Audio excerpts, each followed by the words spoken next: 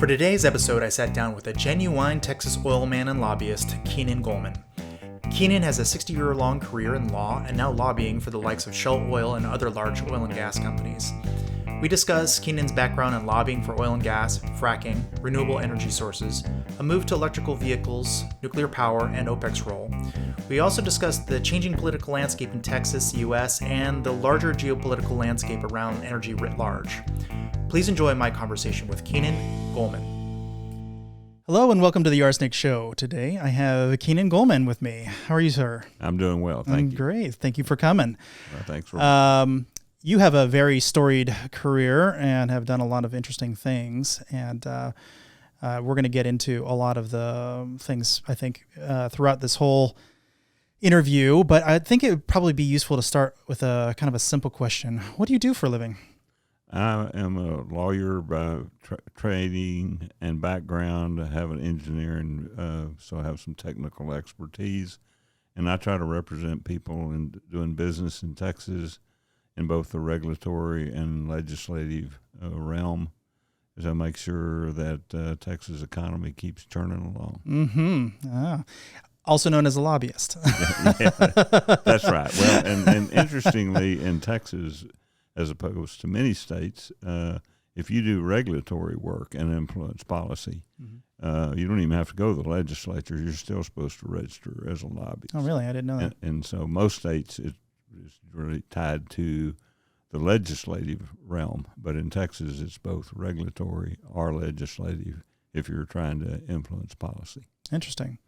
So how did you decide, among other things, I know you actually represent a lot of people, but you largely represent energy, the energy space and oil and gas. That's today.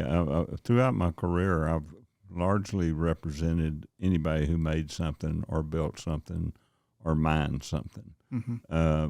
But I have also represented cities, other governmental entities, and I still represent a major, significant governmental entity that is a sophisticated wastewater treater, primarily for industries, but also for municipal wastewater.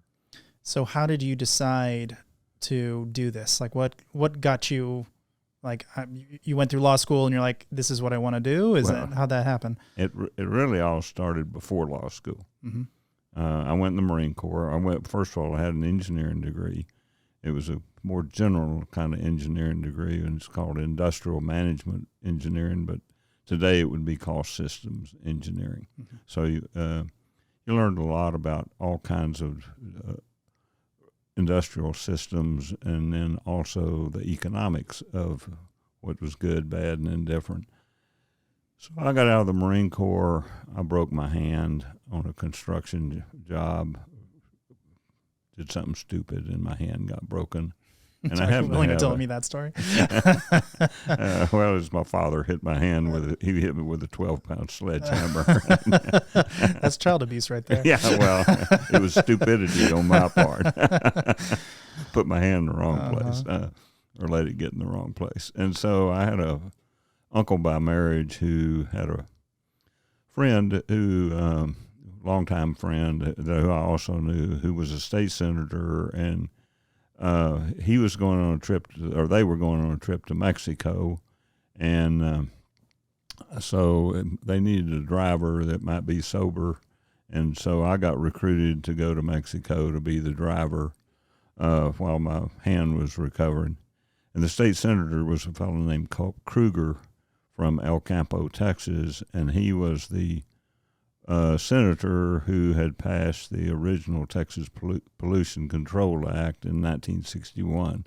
So this was the summer of 1964, and at that point, the entity had been in place for a little bit, and in September of 1964, they were going to get significantly more dollars for addressing water pollution in the state of Texas.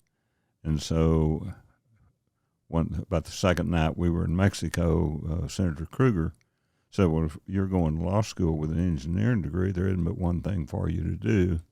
And I thought, well, that's kind of crazy. The whole reason I was going to law school was because there was at least such a wide option of opportunities for me.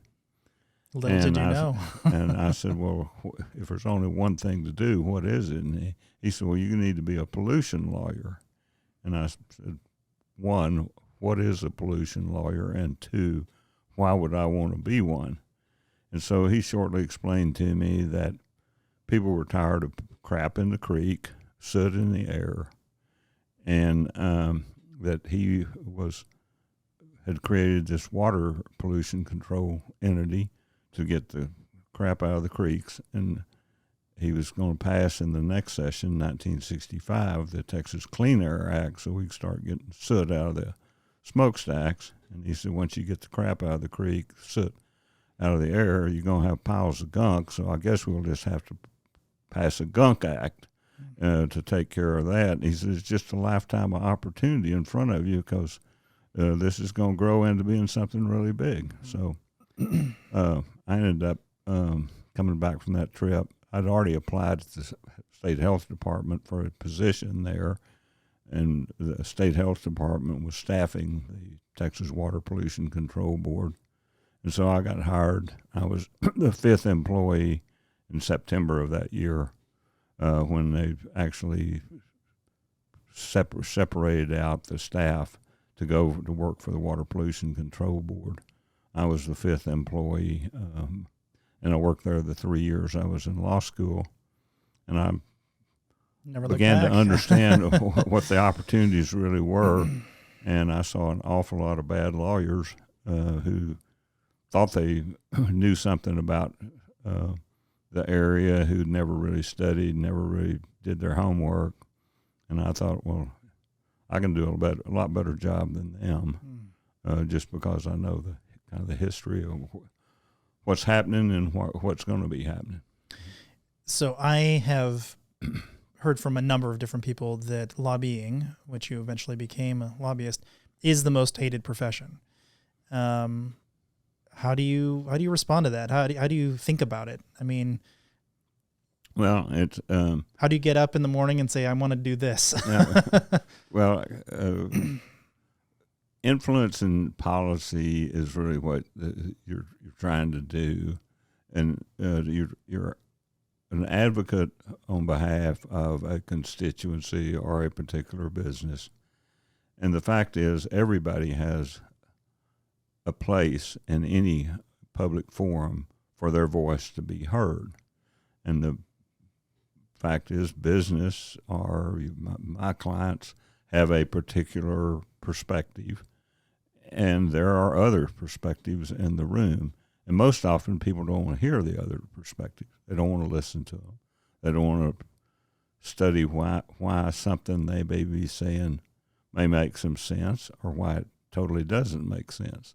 And my view's always been that good policy involves good people with different perspectives.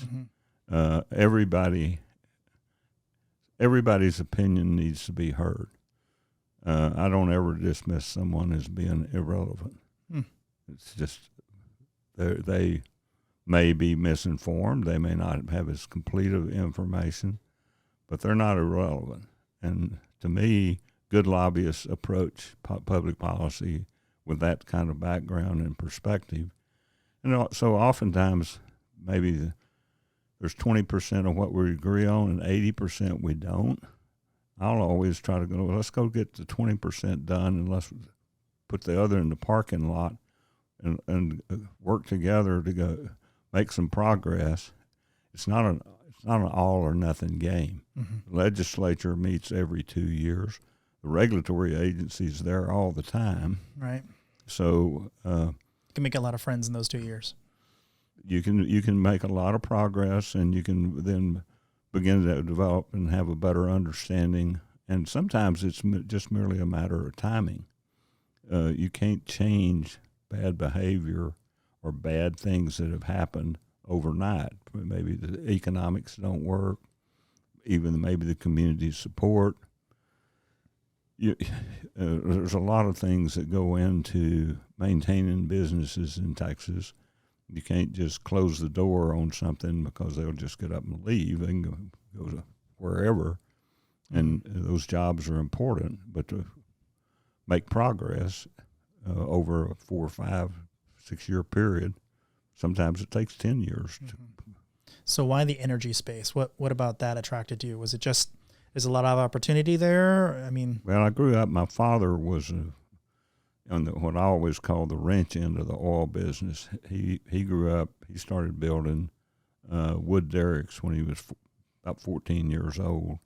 Shifted to steel derricks when he was about 16 years old, and so he built the old standard drilling rig that were scattered all over East Texas and South Texas and West Texas.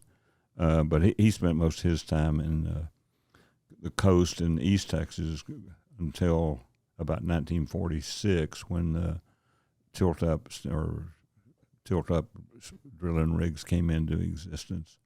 But I had been around the oil and gas business as a kid. I mean, he would from time to time take me out to sites, and then he actually started a construction business, got lured back into the oil and gas business, went to South Louisiana. He and his my mother's younger brother started the first oil field service company in the Gulf of Mexico. And so the energy business is, well, for the last 100 years, it's been the most important thing, the difference between poverty and wealth. Interesting. So how do you, I mean, you've been in this business a long time. When did you start, you said? Well, I started as a lobbyist in essentially graduated from law school in 1967.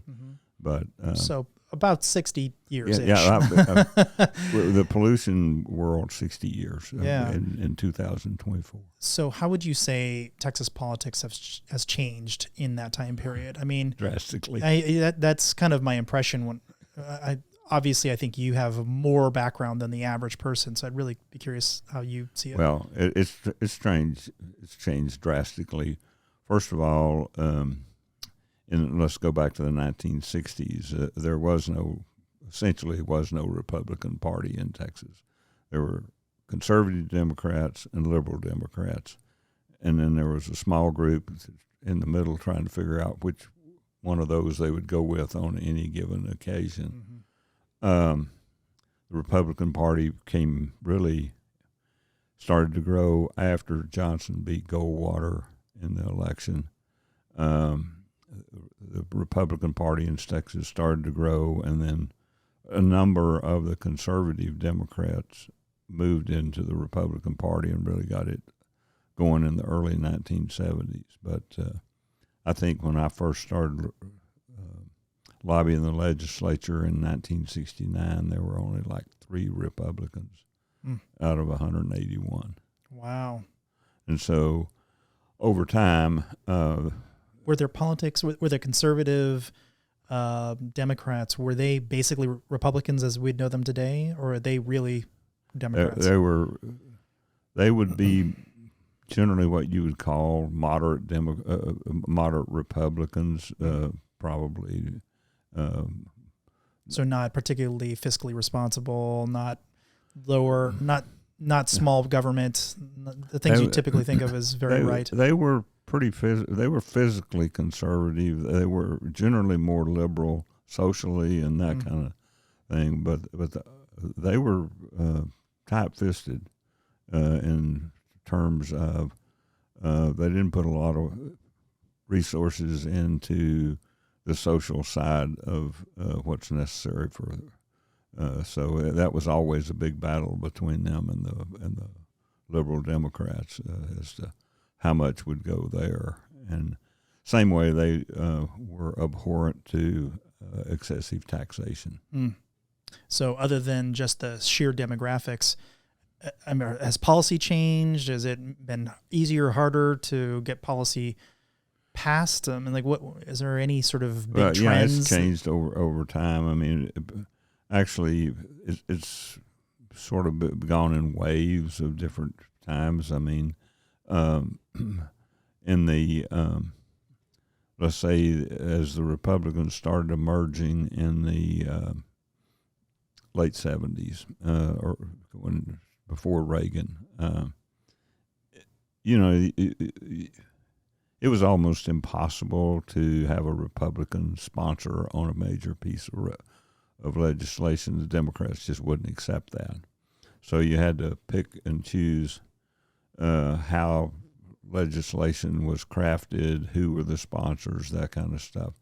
Once Reagan came in, you had people shift from additional shifts from the Democrats to the Republicans. Then it became pretty much you had the Democrats control the House and they controlled the Senate, but the margins were so much closer. And what time period is this approximately? Pardon? Around Reagan is what you're saying? So 80s? Post-late, yeah. Okay, late 80s. And then in the early 90s, of course, was the last time we had a Republican statewide elected official. In 1993, I think it was. And so we've gone 30 years with the Democrats steadily losing power. And why do you think that is? I think they've never developed a bench. There's been too many one-off candidates. They've never coalesced like I thought they would.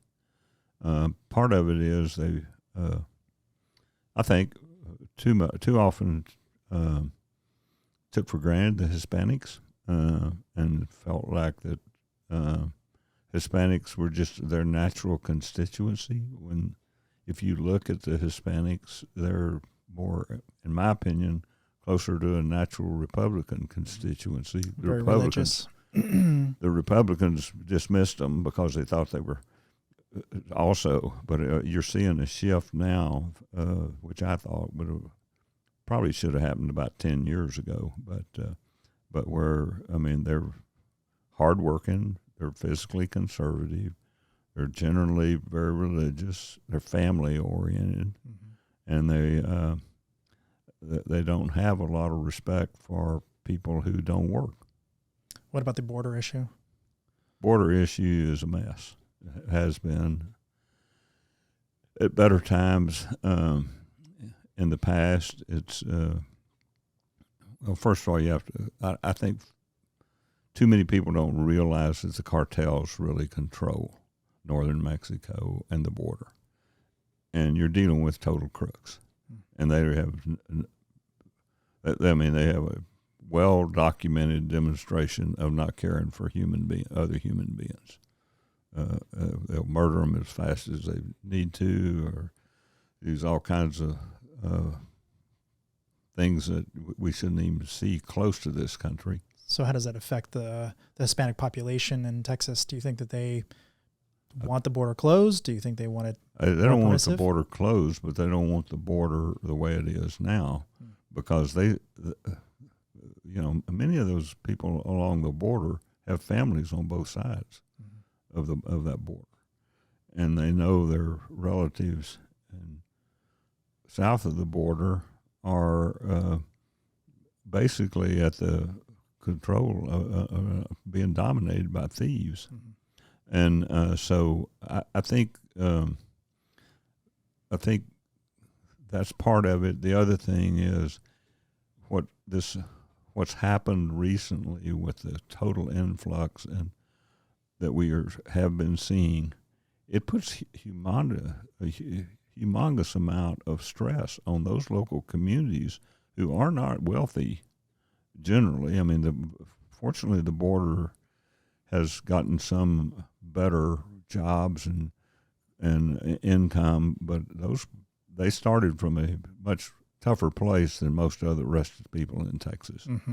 And you put 5,000 people into a county of 18,000 people, and that puts huge demands on every aspect of that community.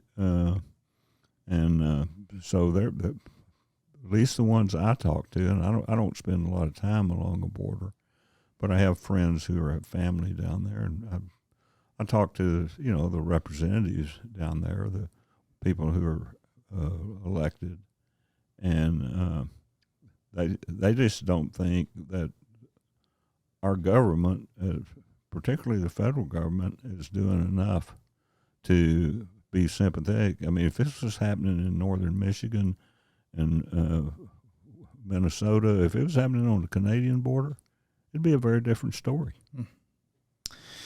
Well, I will probably punt on the conversation about the border going forward with you, just because I have so many other things I want to talk to you about. That's fine. So, but it's still very, very interesting. So I know you have focused a lot on land use and mineral rights and things revolving around, let's say, extracting things from the natural environment. How does lobbying work for that? Because it seems like you have a constituency who both wants their land to be exploited because they can make money, but also there's a lot of stuff that happens when you do that. It's a lot of wear and tear on the roads, and a lot of, if you're trying to extract gold, there's arsenic in the ground and all kinds of crazy chemicals going on there. Like, how does that work? Like, how would you get that past, let's say, some new vein of some mineral popped up somewhere? Like, how's that all happen? Well, obviously in Texas, we're blessed in one way, is in that we our major material is not really a toxic material. Mm-hmm. Our major material is limestone, and it's stretched across central Texas. It used to be we used shells out of the bottoms of the bays, but we quit that because we were disturbing the marine environment adversely, and recognized that, fortunately, before we did too much damage. But obviously, part of the whole aspect of extractive is if you own the land and you're not moving your pollution related onto others, the state of Texas says you're entitled to do that. Mm-hmm. It's when you start imposing costs on others because of your activity that the state gets involved. And of course, with the oil and gas industry, the extractive nature of that, you are imposing costs sometimes well beyond where the resources being especially developed. The groundwater. That's one of those shared resources. It's hard to get past. Yeah, groundwater is. Texas is now about the only state that still has the landowner totally in control of groundwater. A few other states had that, but they have gone to an interconnective type of resource. Texas has not gone that far, except we have created some groundwater districts to control the amount of groundwater that's extracted. And there's still questions about export of that groundwater to other regions that get into controversy. I've not dealt with the export issue in my career. I've just kind of watched it. It's been okayed, but it's controversial. I can imagine so, especially in Austin, we have aquifers, so you pollute a little bit here, and it just goes all over the place. Right, and from the standpoint of we have had for many years a pretty protective of the aquifers. Fortunately, most of your aquifers are not that deep, and so your drinking water level is so. We've had it in place for 60 years, really, and it's gotten better over time. Requirements of protecting the drinking water aquifers. Now, when you get below that and you get into this brackish and saline aquifers, there's some aspects of potential more high potential for some pollution or degradation. Mm-hmm. But we've done a pretty good job with the upper aquifers. There are some instances of course, that are primarily tied to legacy things that happened. Most people want to put it totally on the oil and gas industry, the exploration and development and poor casing of wells, but they forget in some areas we had people that were punching holes in the ground who were totally unregulated. They weren't tied to the oil and gas industry. They were seeking sulfur or some other compound, and they probably didn't adhere to as good a protection of the shallow aquifers. That was all 50 or 75 years ago, and people maybe they just truly didn't know. That. They had no idea. Maybe in some cases. Yeah. So. Interesting. So I recently found out something I didn't know about Texas. I keep finding these little weird things about Texas. I don't. Maybe you do. Maybe it's just an endless thing where there's tons of little weird quirks about Texas. But one of them was that apparently when we became a state of the United States, in the negotiation, we basically said we own 16 miles, I think 15, 16 miles off the border, where most states, I think, are just 5 miles or something like that. It's about 3 times more, whatever it is. Yeah. 5 kilometers versus 16 kilometers. Sorry, kilometers, not miles. Kilometers, right. And I gotta imagine, first of all, the amount of foresight that those people had to say we want more off the shore is pretty incredible, because they had no idea what that was out there. They had no idea what utility it was going to have. It was probably another 100 years before we even started doing offshore drilling or whatever it ended up being. It was just about that. Yeah. So I'm curious, like how I think Florida has a similar. I think they're the only other state. So Texas and Florida both have that same extra land or extra buffer, I should say, around the state going out into the water.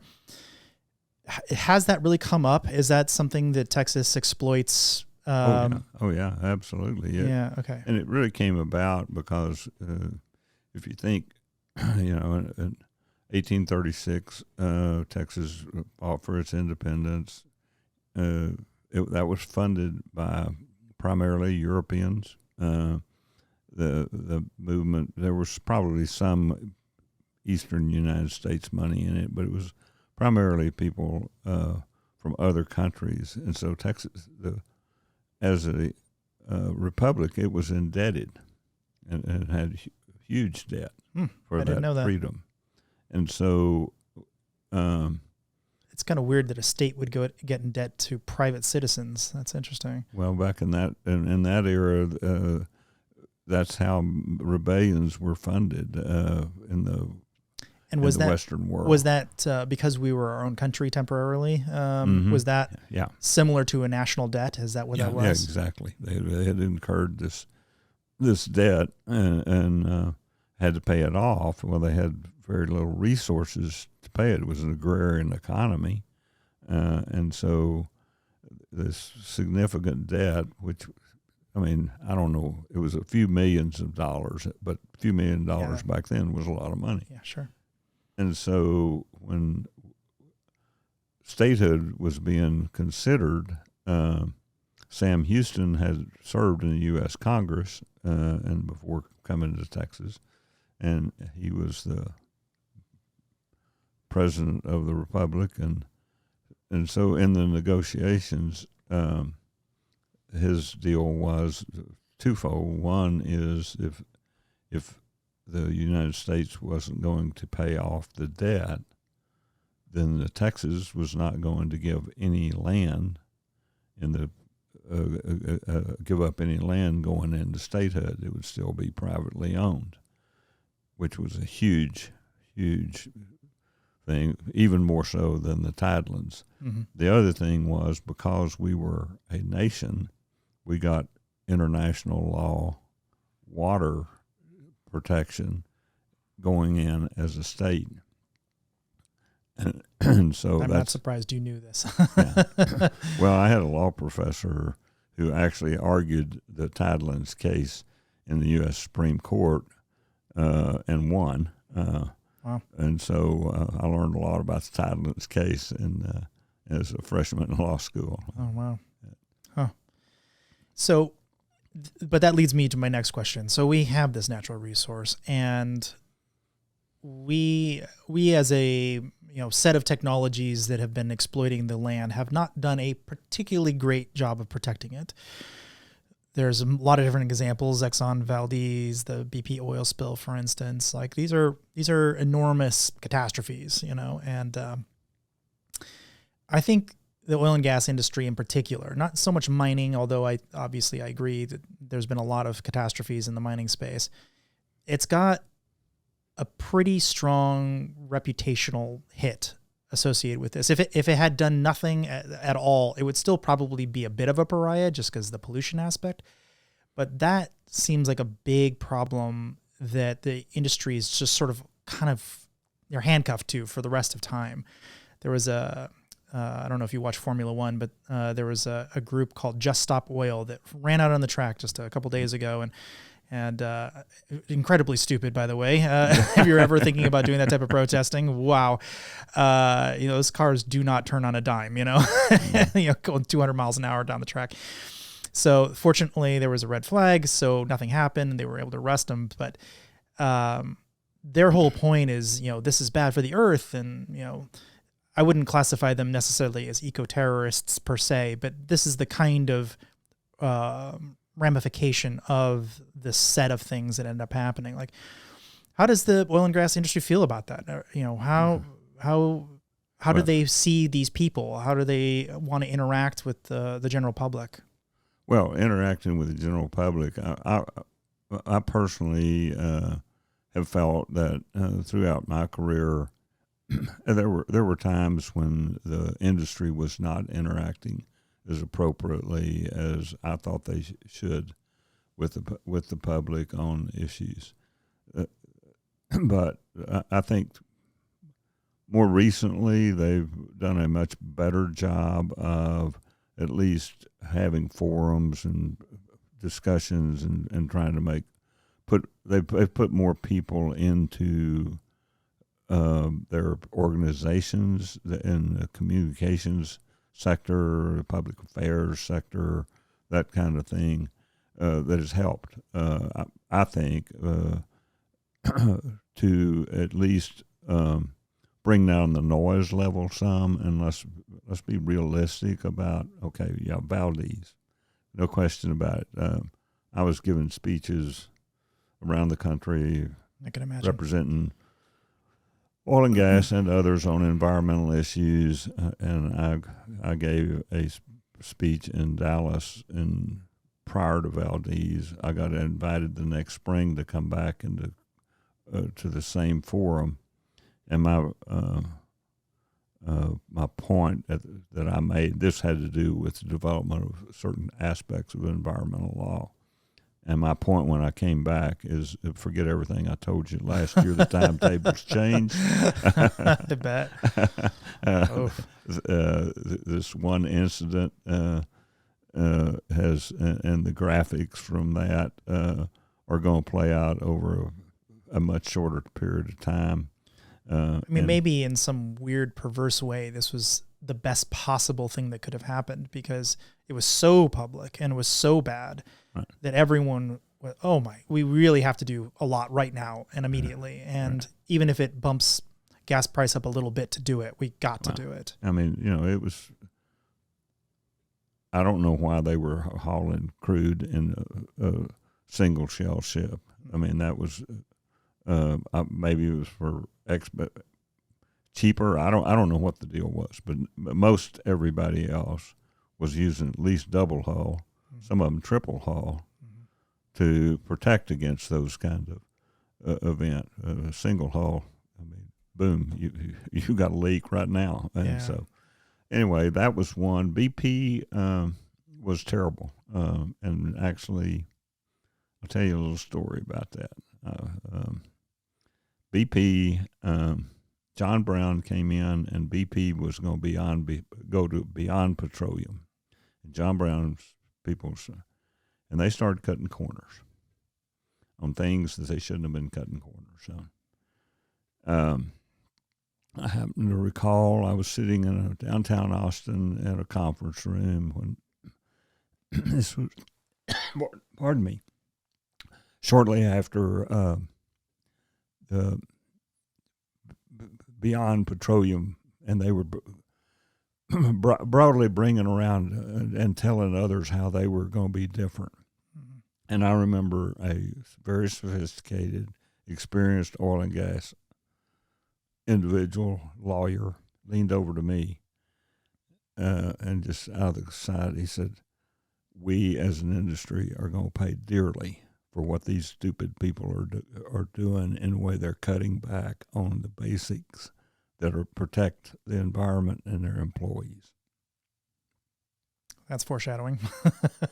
Well, long before the BP oil spill, they blew up a plant in Texas City and killed about, I can't remember, 11 people, injured a whole bunch more because of a construction job where they were doing internal plant turnaround, and they didn't protect their people appropriately,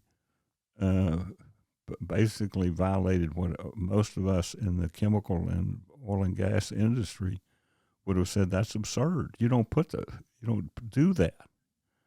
And so, there's always, in any group of setting, there's always 5 to 10 to maybe as many as 15% of the people that are going to do wrong. And it happens and unfortunately, that's why we have laws and have regulations, is to try to police and make sure that someone doesn't go off and do something that is just detrimental to themselves and to others. So one of the superpowers I have is the ability to see just about anything I want about any company I want. And I did some analysis on BP years ago, and they had registered a bunch of domains, basically telegraphing what they're about to build.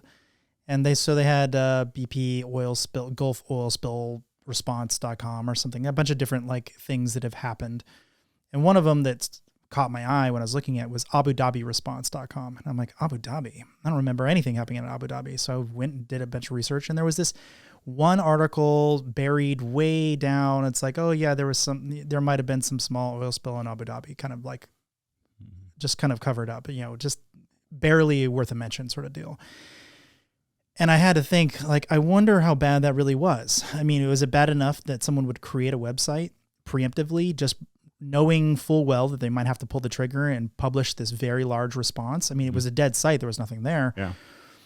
But that sort of got me thinking, I wonder how many more of these sorts of disasters that we just don't see. And, offshore, is there anyone really going to notice anyway? I mean, there's going to be a handful of people, maybe sailors, who might have a bad catch one day or something, but no one's ever going to see that when it's way, way out in the middle of the ocean. Well, it's not that. Yeah, you are. I mean, oil slicks are pretty easy to see. That, I mean, of course, what they did on the horizon was some bad decisions made internally relative to when they were about to have a blowout, and then those bad decisions made sure they had a blowout. So how I generally, I talk a lot about security, and security of all kinds of things. It could be security of a nuclear submarine. It could be the security of someone stealing a cup. It doesn't really matter. It's all same ballpark from my perspective. When I talk about sort of the risk versus reward, if I leave this vulnerability out there, it's going to cost me, let's say, $1 million or something. And to fix it costs, let's say, $10,000. That's a $990,000 ROI. That's a great vulnerability to fix. But if it's inverted, don't fix it. I'm like, and you can basically draw a 45-degree angle, the amount of money in versus the amount of money out, and anything that falls below that line, doesn't matter how far up the line you go, don't fix it, which is a weird way of thinking about the world, but that is indeed how most people think about the world. Except oil and gas. They're the one. And so I can go in there and I can say, here's $10 worth of risk, you can solve that $10 worth of risk with $1. They'll say, why are we talking? You're wasting my time. If it's $1 million, you're still wasting my time. If it's $10 million, I'll pick up the phone. If it's $100 million, fine, I'll get some people on that. If it's an oil well that blew up somewhere, who cares? It doesn't matter. Well, someone will go fix it. Like, why are you in my office sort of situation. So the scale that we're talking about with oil and gas is so astronomically larger than it is for, let's say, someone who's selling, cups online or something.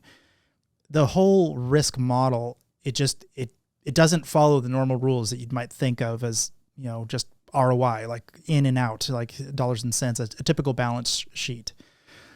How does the oil and gas see itself? If the industry is looking at itself, is it going to say, yeah, I don't really care if one oil well blows up or 10 or 100, but what I do care about is public opinion, because that will change policy, that's where you get involved. And that's a real problem. And well, the other leads to that, though. I mean, I don't get involved with my clients on those, Sure. Risk reward. Sure. But I do know that in terms of, let's say, of the other industries I've worked with, I would put the oil and gas and chemical industries as being the most concerned about safety and protecting their equipment and personnel as compared to nearly every other industry. Now, what has happened, and when you get these booms like we had in West Texas here with the Permian Basin development, initially, because of the way waters move, there's so many things moving on roadways and stuff like that, and those are subcontractors. And so I think the industry kind of got blindsided a little bit. They hadn't seen that in decades. And so I know as soon as that blew up out there, and the growth was just phenomenal. Different kind of blow up for the audience. Yeah, this is people. A lot of people. And vessel. I mean, sitting in Austin, you can't imagine a 10-mile line of 18-wheelers on a 2-lane road going both ways. That's amazing. And because they're moving the materials and stuff. And so I got very involved on behalf of several of my clients in trying to immediately, how do we address this? First of all, some of it is to try to be able to pipe liquids instead of hauling liquids. That was part of it. But you still had to, and we worked with TxDOT and the legislature and tried to immediately get a great amount of money on the front end. Let's see, TxDOT does 10-year planning. It's generally the way they do it. And so we front-ended what would be a normal 10-year out there into about 2 or 3 year period to try to attempt to alleviate some of that, because, I mean, it was totally, I had friends going out there part-time, going back and forth from Houston doing stuff. It was totally dangerous. I mean, I would tell them, look, try to do the best you can, not even get on the highway. Because the other thing, these subcontractors are not as cautious as the companies are. Makes sense. And so, but it's better today. It's still not perfect out there, but it's way safer than it was 5 years ago. And so I've seen, particularly, everybody kind of forgets they're about the only industries, chemical and oil and gas, that everything you touch around there is explosive. Mm-hmm. And you don't like flares. Well, you got to have flares, because if you don't have flares, you're going to have an explosion sometime. And so excessive flaring, there's reasons to, and fortunately, I think the industry's done a really good job the last 4 years of addressing the excessive flaring that was going on. But part of that, the reason that you have that the flaring, is nobody's going to build a pipeline to 2 wells. you have to have a significant amount of wells structure before the pipelines are going to come there and take away the associated gas. And so if you're going to get the oil, you've got associated gas coming with it, and there's nobody with a pipeline, and you have to be able to flare that gas for a set period of time. And that's because it's on top, and you need to get rid of it so that you can get the oil. Yeah, it comes with the oil. Gotcha. With the oil, you get oil, natural gas liquids, and then natural gas, which is made up of a lot of different things: propene, xylene, butane, all in the natural gas fraction. So you kind of mentioned it a little bit. What about fracking? So if we're moving away from the traditional oil and gas and more towards, it's still not renewables. We'll kind of do it in a gradient, I think. Okay. Let's start with fracking. So fracking has got a terrible name. It's probably because it's called fracking, by the way. Poor fracture stimulation. Yeah, it's probably a poor name. You probably could have come up with something better. It was put there for a reason. Yeah. So, it's got a bad name because I think it seeps into the groundwater, and people are worried about earthquakes and various different seismic activity going on in their neighborhoods. And there was some report by BBC that said there was 6,600 fracking sites that had some amount of spillage, which amounts to, I think, 16% of the amount of fracking sites. That's a lot. I'd say that's up there if those numbers are to be true. That sounds like a lot. What was spilled? Yeah. I mean, it could have been a small spill. They didn't say how much or what was spilled or whatever. So take that all with a grain of salt. But I think the point remains that people's perception of it is that it's a very messy business, even more messy than oil. It's really not. But fracking has, of course, been going on since 1948. So it's been around, and I was given a speech one time early on in the 2000s and talking about fracture stimulation and what was going to be happening with the oil field. I was in a classroom at Pace University in New York, north of New York City, and so, some young law student says, "Well, have you ever seen fracking?" And I said, "Well, yeah, I've seen it quite a few times." And they said, "Well, like when?" And I said, "Well, first time I was about 14 years old, I think. I was 1952. My dad got me up out of a real early one morning and told me that he wanted me to go out and see what was happening at this job site where they were going to be doing some fracture stimulation. And that fracture stimulation was with chemicals. I mean, bad chemicals in huge volumes. Mm-hmm. It was the noisiest, smelliest place I've ever been in my life. But they were fracking a well in Crane County, Texas, which came in big time as an oil well. So fracking, of course, back then we were doing vertical wells. And so fracture stimulation has grown ever since then. And so you can acid wash, you can do certain kinds of well development at the bottom hole.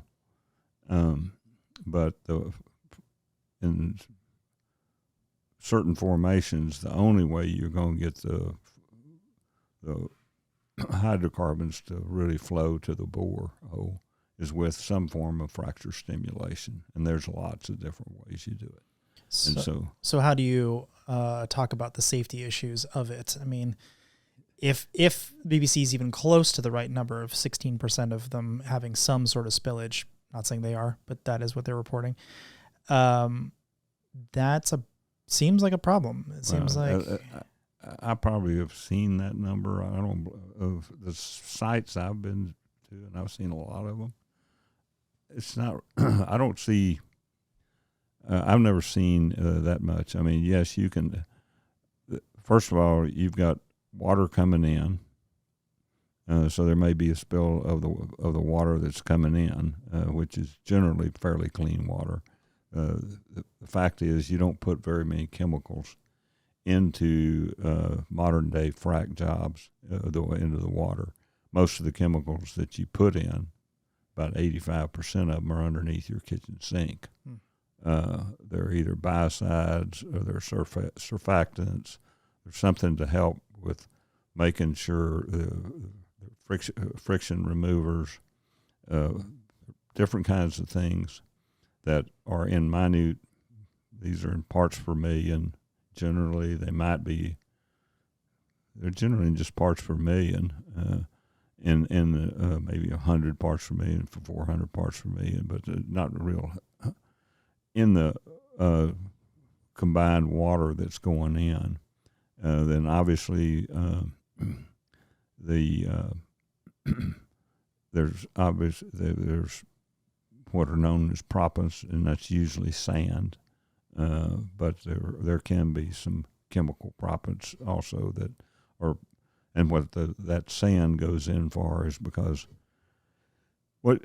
as a matter of fact, in the back of my truck, I carry around a piece of shale.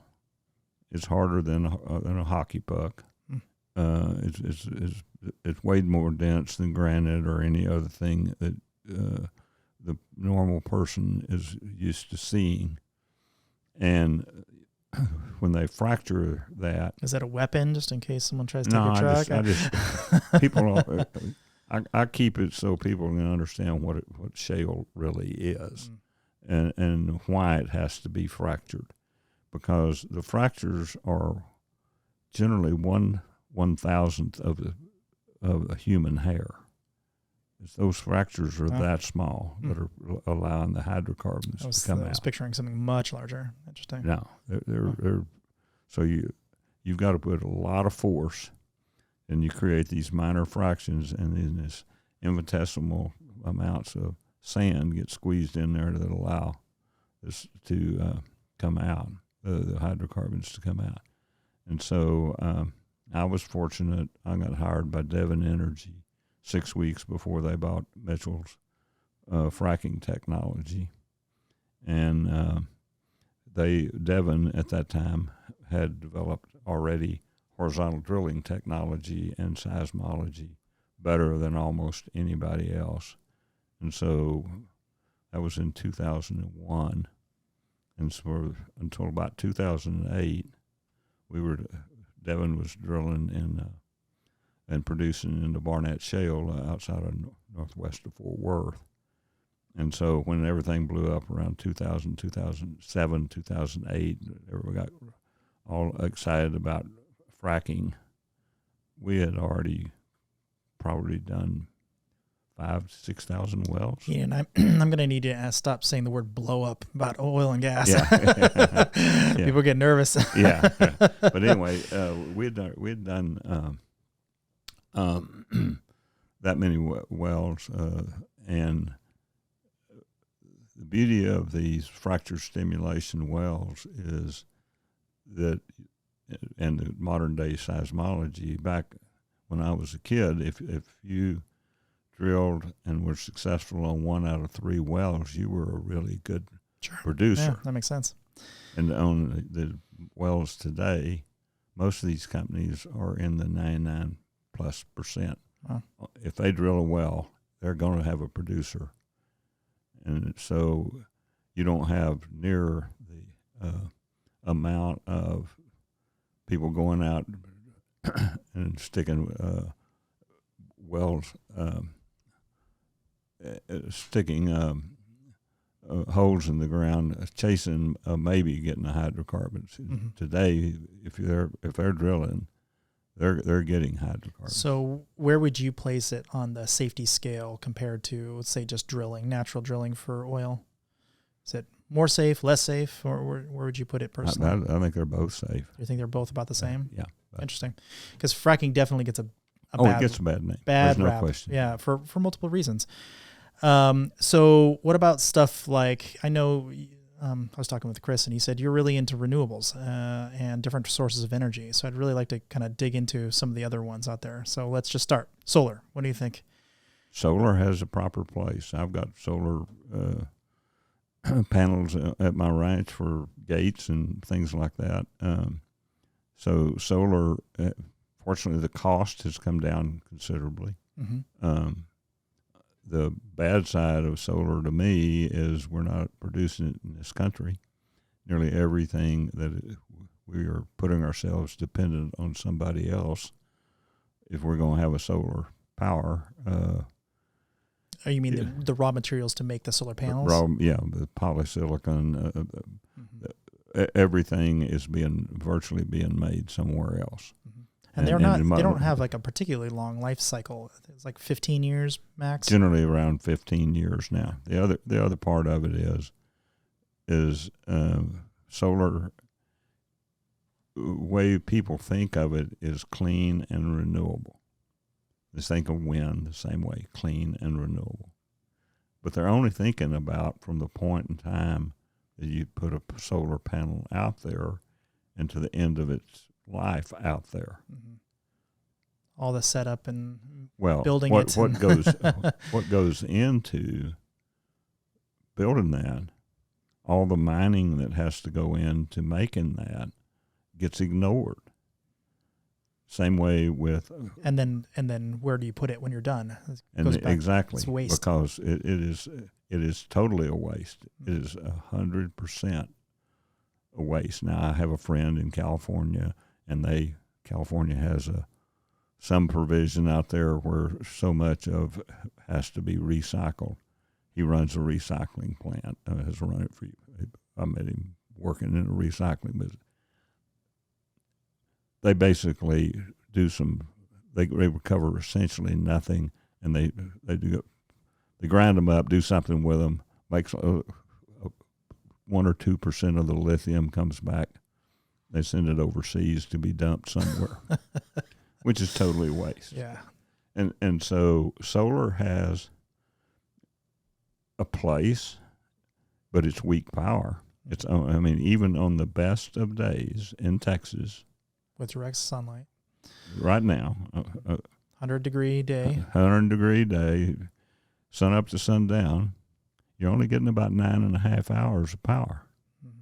What are you going to do for the other 13 hours? Now you need a battery. Well, and there's another problem. We'll talk about that in a minute, because batteries are going to be here. You know, they were just been around the corner for the last 10 years for 50 years now. And we're still the same place with batteries in terms of they're a little better, but in terms of the amount of electricity that we have, the volume of electricity that we're using, batteries are still not catching up. So solar in the right place can help, and when it's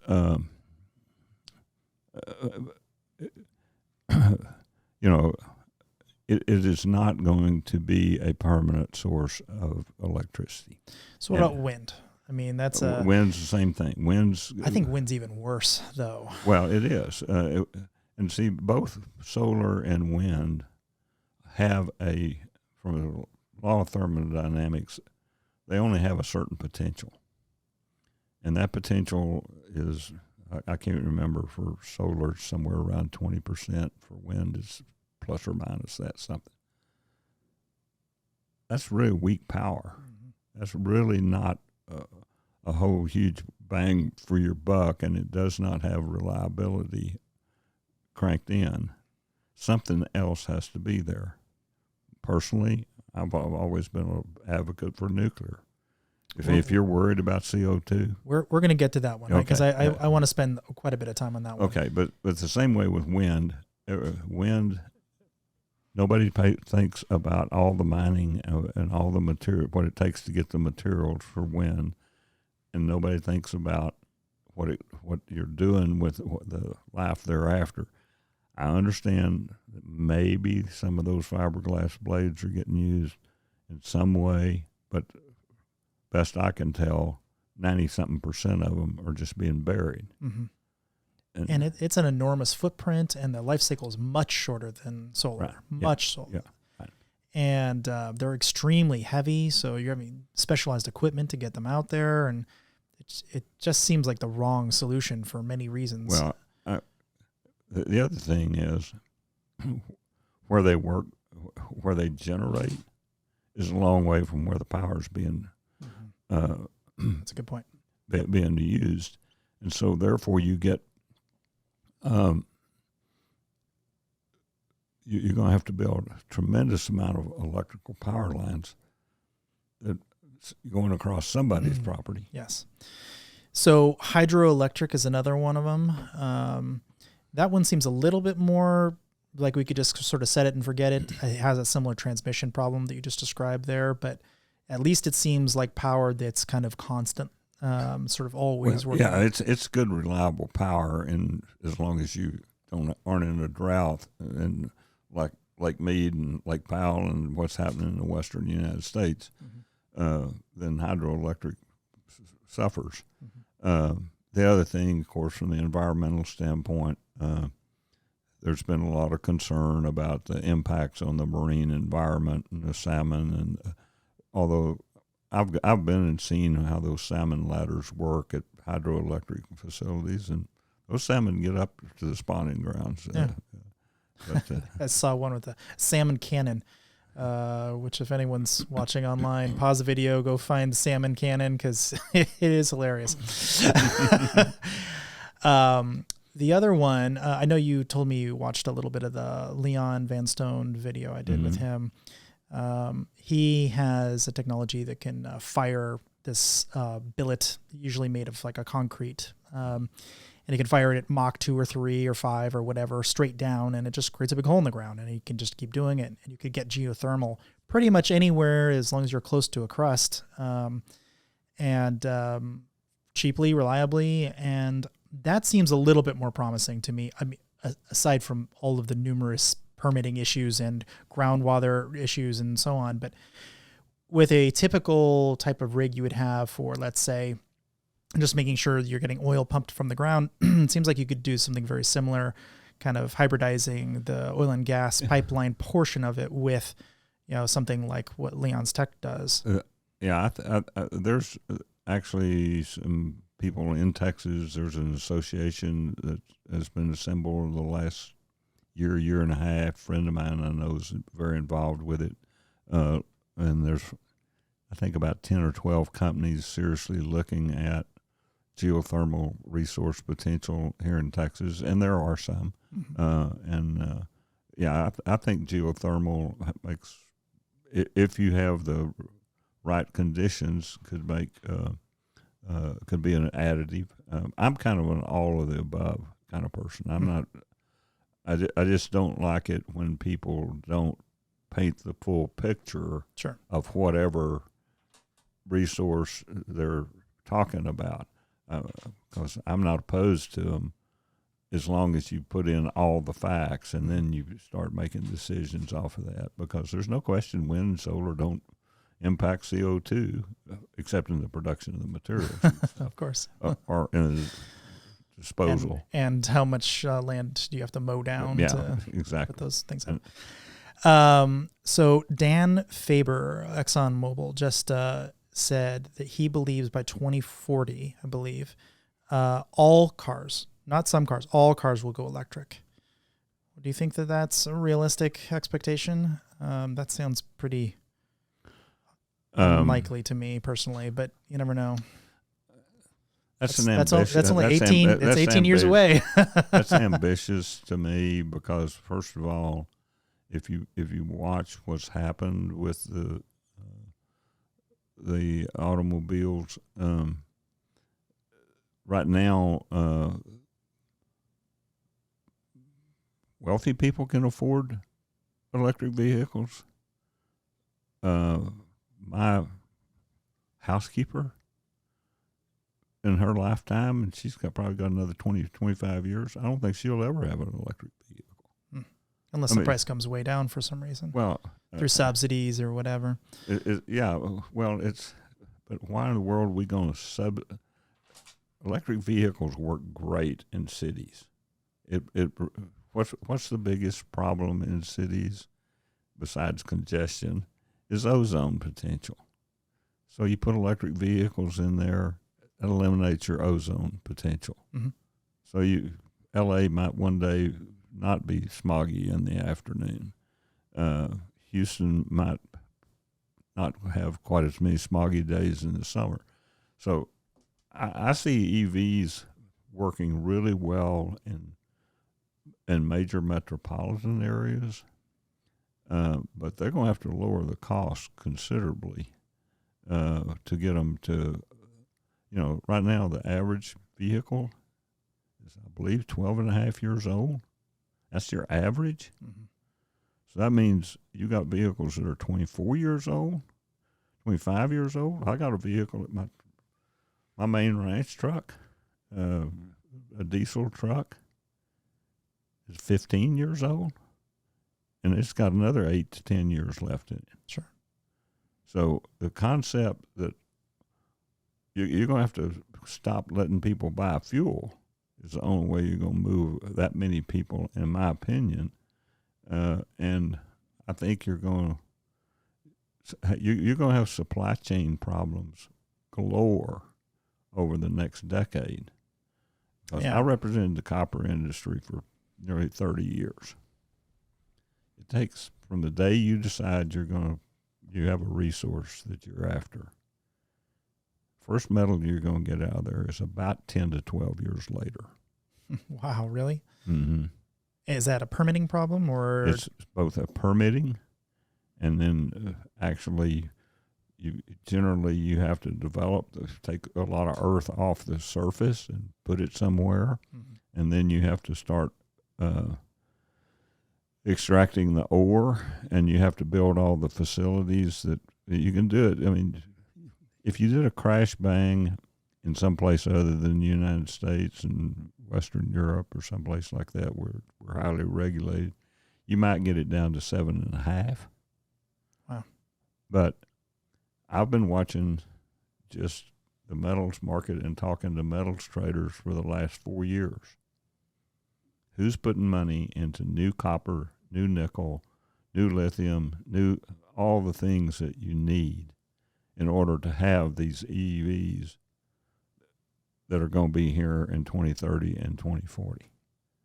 There has not been a significant volume of money put into new resource development over that last 4 years.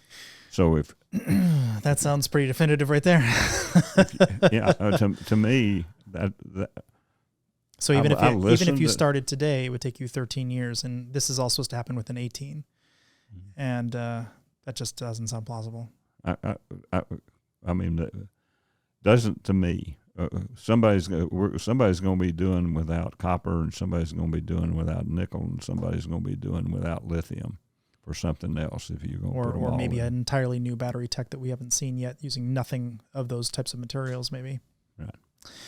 So one thing that I'm still shocked that has not really gotten out there is just hydrogen fuel cells. That seems like the one tech to me that has it's most analogous to a traditional fuel engine. It uses a fuel source and it uses combustion and turns a turbine and things go.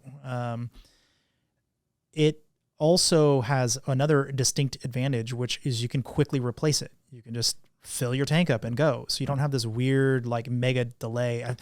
I have this friend of mine who accidentally ended up with the Tesla. It's a long story about how he accidentally ended up with this Tesla. But he didn't drive it because it wasn't his. It sort of was his, sort of wasn't his, but he didn't really want it. It wasn't very convenient because he was traveling long distances and he didn't have an easy place to charge it. So he ended up having it basically in his apartment, just sort of sitting there. And then it stopped working because the batteries slowly decayed or, used themselves up. And then he couldn't get into the car because the door handle was, to the battery. Yeah, it's hooked to the battery. And it wasn't his originally, so he couldn't call Tesla to have them do anything because he didn't have whatever paperwork he needed. And it just ended up being this massive paperweight sitting in, and that is just so ridiculous to me. Like, he should be able to walk over to it and replace a battery and then suddenly it works. Or in the case of hydrogen fuel cells, replace it, just pour some, liquid hydrogen in there. I mean, I realize there's a little bit more complexity to that, but not much. I mean, that's much more analogous to what people are used to. Go to the gas station, do one thing, or maybe replace the entire fuel cell with another pre-charged fuel cell and be off to the races. Why do you think the automotive industry have just totally ignored that tech? Well, I don't think Toyota has totally ignored it. Honda has looked at it, but I don't think they've figured out how you're going to do it on a mass production scale and supply the fuel on a mass production basis. I mean, this is something you could do in your house with enough electricity. You could create hydrogen fuel cells in your house. And all it takes is water, and ideally distilled water or something. Well, some electrolysis. Yeah, exactly. I don't know. I haven't studied it enough to know exactly why, but those two seem to have been the only automotive companies that really tried hard. GM or somebody, one U.S. company sort of.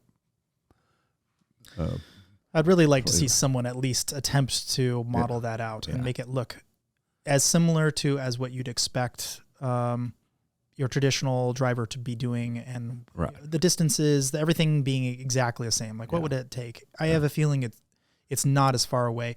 It also seems like a way safer option as well, because unlike gasoline, it doesn't go down, it goes up. And so it dissipates in the atmosphere and it's gone. And it's not like, who cares if a tiny bit of explosive stuff is in the air and so dissipated, nothing's going to happen. It's not, it's also not chemicals that you're going to die breathing. These are all chemicals you encounter normally in nature. So that one seems to me like everyone sort of missed the boat on that one, but maybe not. Maybe there's other reasons I'm not aware of. So I need to talk to you about the price of gas. What's going on? Why is it so crazy right now? It's on every American's mind and probably everyone worldwide. And it will be on every American's mind for quite some time yet, as long as there's war going on over there. First of all, people don't like to hear it, but gasoline, crude oil, and all of its derivatives are global commodities. They are not tied to any particular nation. So the price goes wherever the stress is at any given time. And the other thing is that for decades, we have not built new refineries. So there's a limited capacity on refining of gasoline, refining for gasoline or diesel worldwide. Here in the United States, we have refineries are built to process crude oil. In Europe, they have a little bit different makeup. Ours is designed to produce primarily gasoline, diesel, and jet fuels, like other kerosenes, as needed, essentially for U.S. demand. In Europe, theirs are built more for diesel production. What most people don't realize is you can't just go down and change what input goes into a refinery. Refineries are built based on a margin of particular hydrocarbons to be in coming to that plant for at least 30 years. So, for instance, I was involved when Shell owned, and the Saudi Arabians owned the Motiva plant at Beaumont. And that plant got modified in the 1990s, I guess it would have been, to go to a particular slate that was heavily dependent upon sour crudes. Because you could get sour crudes from Mexico, you could get them from Venezuela, you could bring them from Saudi Arabia, and the Saudi Arabians owned half the plant. So that plant got built. Well, you can't take, and we don't get stuff from Mexico anymore because of the dysfunctionality there. locked Venezuela out because of the geopolitical issues there. Yeah. The inability to get sour crudes out of restrictions on getting sour crudes out of Canada. So you're left really with an abundance of West Texas Intermediate coming across to the coast, but you can't put that West Texas Intermediate into that refinery and have any kind of efficiency in recoveries. And so a lot of it is really tied to, it's really complex in terms of where you can get the right kinds of mixes or slates into the plants. And again, there's been no incentive to build a new refinery. I permitted the next to last one that was built in the United States I think I permitted it in 1973. And wow. I just assumed they were popping up all over the place. The last one that got actually permitted and built was in Louisiana in 1976 or 77. Wow. There's been 3 proposed refineries, one in Arizona, one in either Nebraska or Illinois or somewhere else. There have been 3. North Dakota, maybe?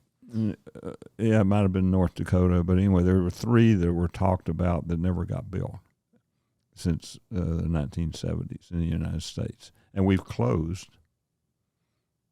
probably 30 refineries over that period of time. So there is no excess refining capacity to meet. And when Russia starts cutting off the crude, there's certain refineries that are dependent on that Russian crude. So it's not an easy thing to absorb. And we had this pandemic, and then we suddenly had an explosive. Stop using that word. Come on, you're gonna scare people. Yeah, we've had these. Suddenly, everybody's out going everywhere. Yeah, I noticed that. And we didn't have an inventory. So they stopped going out, and so maybe everyone just puts that in a reserve or whatever temporarily, and then all of a sudden everyone's out. Everyone's out. Mm-hmm. I was in Maui last week and also Oahu, and the traffic was insane. Mm-hmm. I mean, and they don't. Everybody's they out. import everything. Everybody's out. Yeah. COVID's over. Right. Yeah. Mm-hmm. So there was a meme going around, which I'd love to hear your comment on. It was something saying like, well, if you don't like the gas prices, just consider that the Republicans voted against the Consumer Fuel Price Gouging Prevention Act. That's kind of a mouthful. But my analysis of it and other people that I've seen online seems to say that it doesn't really do anything to increase the amount of fuel. It's more about just decreasing profits. But I don't really see there being, obviously there's a lot of profits in the oil and gas industry, but I don't see that as being the thing that went up. It seems more like the supply has gotten thinner. Am I misunderstanding that? No, I think that's right. We have a tighter supply in the gasoline and diesel area, particularly the diesel. Diesel's even tighter right now than the gasoline is. And the fact of the matter is, yes, the refiners will make a little bit higher margin in a time of tight supply. One of the reasons you don't have refineries being built is generally the oil and gas companies, on my recollection, is they make money on refining about 3 out of 8 years. It goes in cycles for them. But over an 8-year period, they don't make a very big margin on refining. And most people don't realize that who sells the gasoline is not the big oil companies. They may have an Exxon, or they may have a Shell, or they may have Total or Chevron. Chevron may have more stations than the others, but many of those, they're just licenses in their name. Mm-hmm. And the gasoline that's coming through there may come from let's say, my wife is always saying, well, I'm not going to buy this kind of gasoline because these people did something or other. Sure. I said, well, how do you know whose gasoline is really coming out of that pump? Mm-hmm. Because it may have been made by Coke in Corpus Christi and put into the pipeline that went to Waco or wherever and got distributed.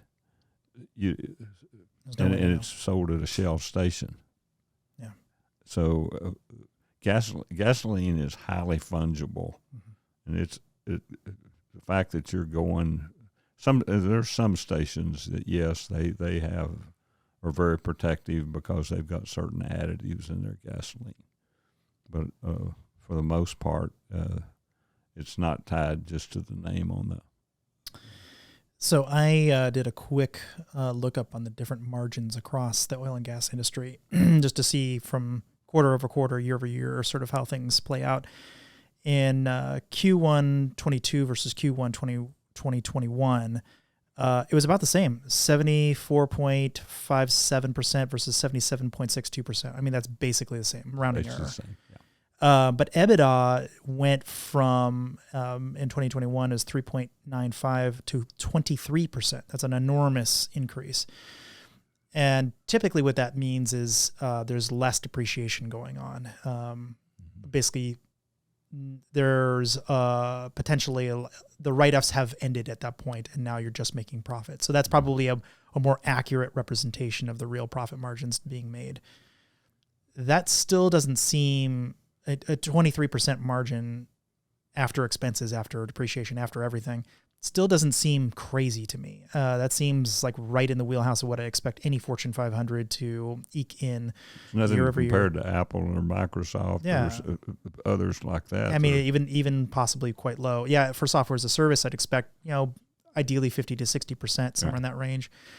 So to me, that doesn't seem crazy, those margins. And obviously they go up and down, which means there's spikes in depreciation. That's typically what that means. Is they had a big cycle where they wanted to depreciate a bunch of stuff. And for some reason, they decided this year they're not going to do that, or they're out of things to depreciate. Mm-hmm. That usually happens when they do a massive project and a certain amount of years are up, and suddenly they're out of that depreciation cycle. So why do you think Americans seem to believe that this is something the oil and gas industry are responsible for? Why are Americans blaming, not all, certainly, but a lot of Americans are blaming the oil and gas industry directly for this? I think most of it is the fact that we haven't educated people really as well across the board about where fuel comes from, how it gets priced.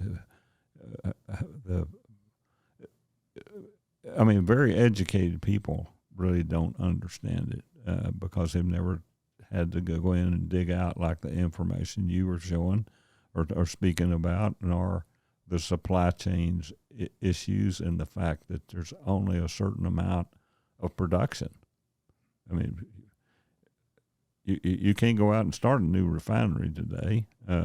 Even if you did, it'd be 6 years. Is that the same internationally as well? This long, there's no refinery haven somewhere where you can just go build a refinery and call it a day. No. Okay. I happen to know a queen. Maybe I can get you guys in touch. Okay, so let's talk about a complete change outside of all of this stuff to nuclear. What is your feeling on that? You mentioned that's where you believe things are going, and I've heard earlier we were talking about this a little bit. You believe nuclear is kind of where things are going, or could go. I don't want to put words in your mouth. I think it's where things should go. Should go. Okay, all right. I don't want to put words in your mouth, but it seems like this is an area you see some promise and hope in. I do. I mean, I've been involved with uranium production since about 1968 or 69. South Texas has significant uranium resources, and off and on we've mined it there. I first started with representing people who were doing surface mining of uranium, because it actually in areas in South Texas is it's in the water table. It's in the area where, but naturally it occurs, and it got put there because of when the Chihuahuan Mountains were developed. Uranium went into the groundwater, and it flows. It stays in solution until it meets an area of a deoxidized area. And there are areas in our groundwater system in Texas, approximately 100 miles inland from the coast, where because of the oil and gas below and seepage from generational seepage has gotten into pockets of groundwater that are deoxidized, and there you will find sands that are actually, you can solution mine, bring that up to the top, oxidize it, the uranium falls out, you put it back down. It's a circular process. It's really benign. It's about the most benign environmental issue that I've dealt with in my whole career. Just bringing up nuclear fuel, why not? But let me tell you, it's it's emotional. I mean, the neighborhoods go crazy. People. But because of representing the uranium and actually studying a good bit about nuclear energy and how nuclear power plants work, and you're a technical guy, so you can follow the specs. I can at least understand a lot of it. And let's take 3 Mile Island. 3 Mile Island was a near disaster. It was actually, every year when I go to the Capitol for 6 months in a year, and I stay in and out of the Texas Capitol, that's 6 months, I get multiple higher doses of radiation than anybody ever got from 3 Mile Island. A person, as a matter of fact, who flies from New York to Los Angeles gets more exposure than anybody did at 3 Mile Island.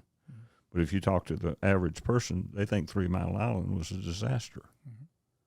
Well, I think it was a near disaster. It was a near disaster. Sure. But near disasters are just as safe as a non-disaster. Okay.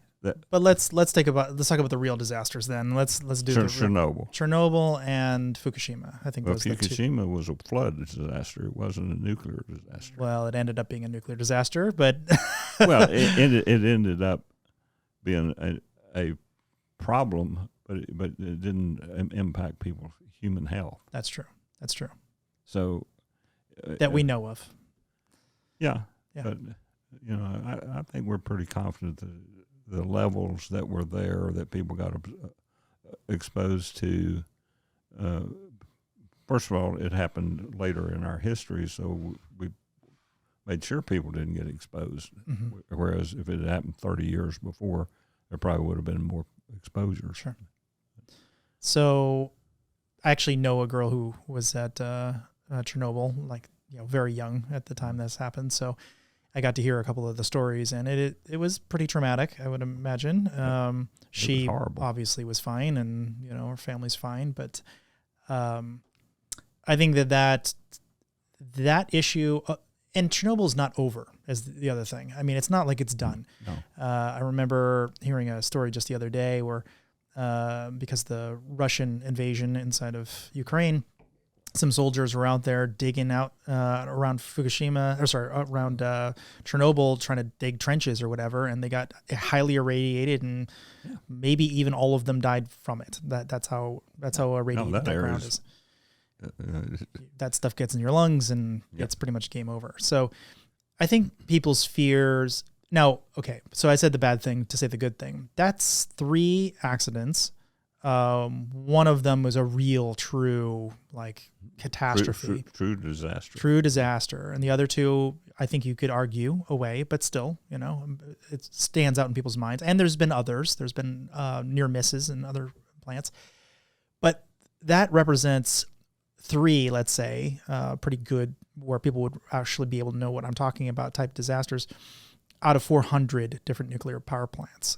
That seems like a pretty, over, the last 50, 60 years or how long we've had these power plants. Mm-hmm. Well, it's a good 60 years. 60 years even? Okay. Yeah. So more than that, actually. Some of them are 70 years old. That are still operational? I don't know. There might be 1 or 2 that are. Okay. That'd be interesting to know that. But either way, that's a really good safety record, I think. And the places where we have seen these issues, we learned a lot. It wasn't like, okay, we're just going to keep making that mistake over and over again. I think the industry, I think Chernobyl was especially bad because of the way the country ran it, not just because of the way they built it to begin with. Yeah, exactly. It was built wrong from the ground up, and we learned a lot from that. And I think everyone takes nuclear safety a lot more seriously as a result of it. So it's not like one of those, we're going to let this one fade out of memory. I think everyone was horrified by the ramifications of it. To me, this reminds me a lot of the BP oil spill. It was a disaster. It was really bad, and no one's going to dispute that. But maybe it ended up being this weird, gross, awesome thing for the United States, because now we know, well, we're not going to build reactors like that anymore, and we're going to take them a lot more seriously. So where do you think it's going to go? Do you think we're going to end up with more nuclear power plants in the United States? Do you think we're going to get more of them globally? Or people I think globally you are. There's no question in my mind. Globally you will. Mm-hmm. And they'll be, we've advanced the technology considerably.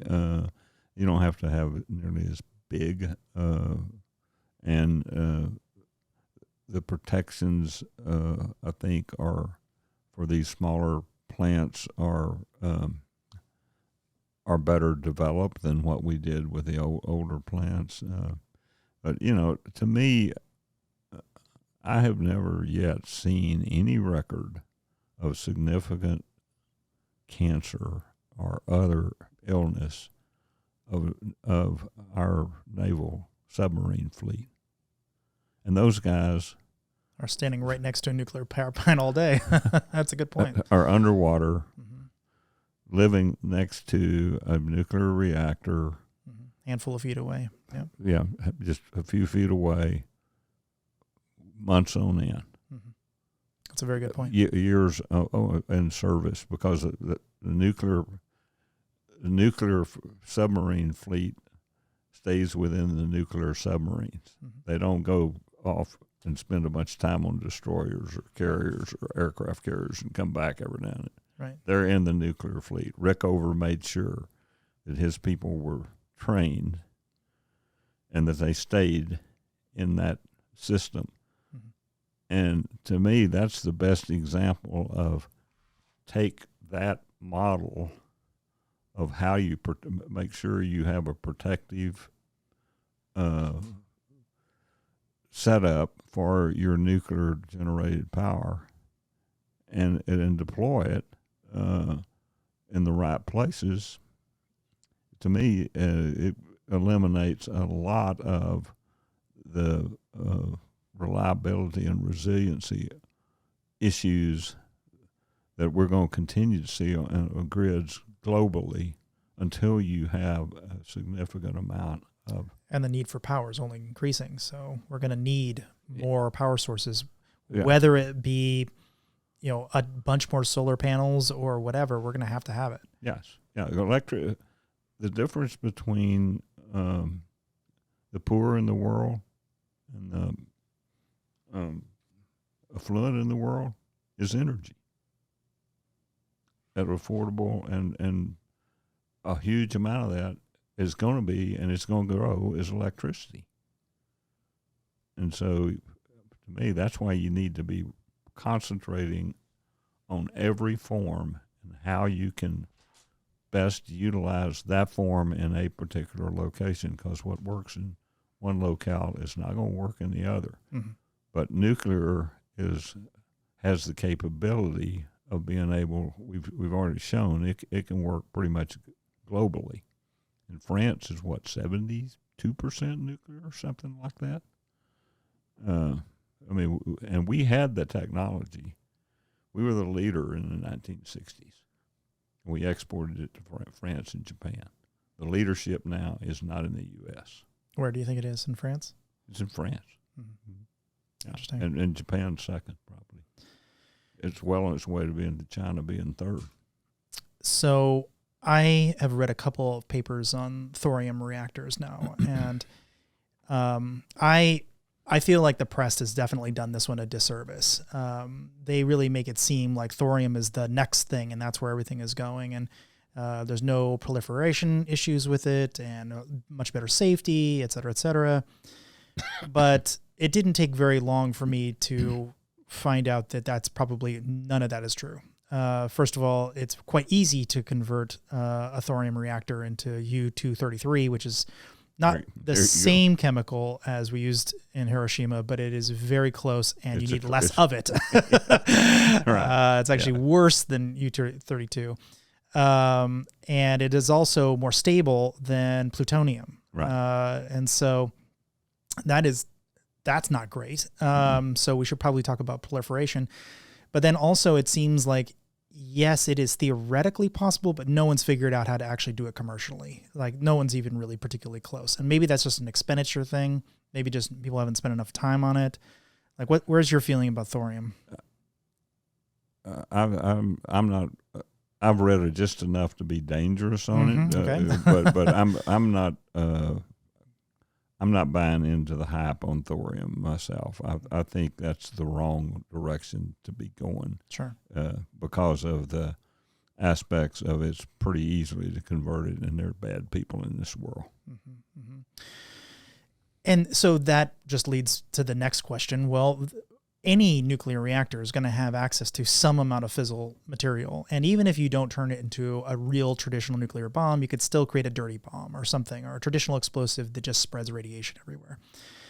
Are you worried about that? I mean, is that where you spend time thinking? No. If nuclear is the future, what are we going to do to make sure that all these materials... we have to have a real high security. I think we, on our current nuclear plants that we have in the United States, I think we have a good security. Maybe not the best, but best I can tell. The one thing we don't do here is we don't recycle, and Carter didn't want us to recycle because of the concerns about security. France has been recycling for 50 years. Mm-hmm. And has not had problems. Japan was recycling; they weren't having problems. To me, if you want to take the newer types of nuclear and recycle so that you don't have to have as much waste, would be the way I would think with this country ought to go, and we ought to have high security. Okay, so how do we deal with if fracking has a 16% oil spillage type problem, or just waste that needs to be dealt with, even if we don't believe those numbers, it doesn't really matter. This is sort of the granddaddy version of that. What do we do with all this irradiated material that we just need to store somewhere? I mean, are we building a bunch of these sarcophaguses, all over the United States, or are we? No, we're not. What would you say the plan should be for that? The plan should be that we should have a site or two within the United States, and that'd last us about 200 years. You think you could do it all in one or two? Mm-hmm. Mm-hmm. Yeah. Just not that much fuel being... Yeah, and particularly if you recycled it. And that's even if we, let's say, went from... I don't know how many... Do you know how many we have in the United States, like, out of curiosity? I think there's 40-something left. I don't know. My friend Robert Bryce can tell you the absolute exact number, but it's somewhere. I think in the 50 to 60 range, maybe still going. So let's say we had 100 or 200. Do you think we could still get away with just 1 or 2 sites? I think so. If you particularly if you recycle. Okay. All right.